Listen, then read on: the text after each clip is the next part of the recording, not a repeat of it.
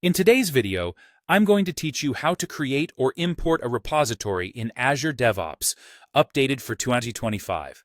Whether you're starting from scratch or bringing in an existing Git repository, I've got you covered. Let's start by creating a new repository. First, you'll want to sign in to your Azure DevOps organization. Once you're logged in, navigate to the project where you want to create your repository. Look to your sidebar, where you'll see the option labeled Repos. Hover over it and select Files, or if you prefer, Repositories. Both will lead you to the same place. Once you're on the Repositories page, you'll notice a button labeled New Repository. Go ahead and give that a click.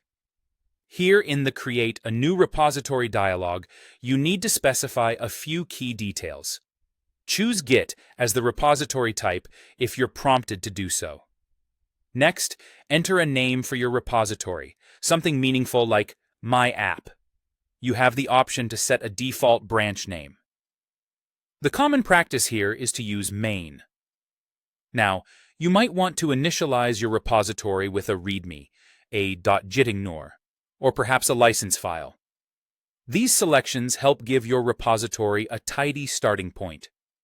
Once you've made your selections and double-checked everything, click the Create button.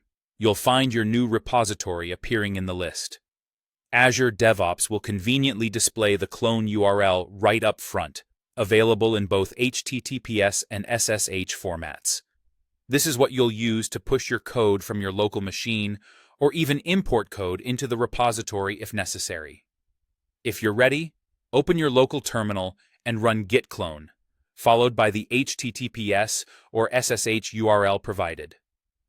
Change into the directory with the cd command, add and commit your files, and then push them using git push origin main. Remember, this is entirely optional if you're looking to add existing code after the repo's creation. Now let's talk about importing an existing repository. Perhaps you have a Git repository hosted on GitHub, Bitbucket, or maybe it's part of another Azure DevOps project. To start, go to Repos then Files within the desired project in Azure DevOps. Look for the repo drop-down in the top left, or under the Options menu, select Import Repository. In the Import dialog, you'll select your source type. Typically, this would be Git, unless you're migrating from a different version control like TFVC. Next, you'll enter the clone URL of your source repository. If this repository is private, make sure you check the Requires Authentication box.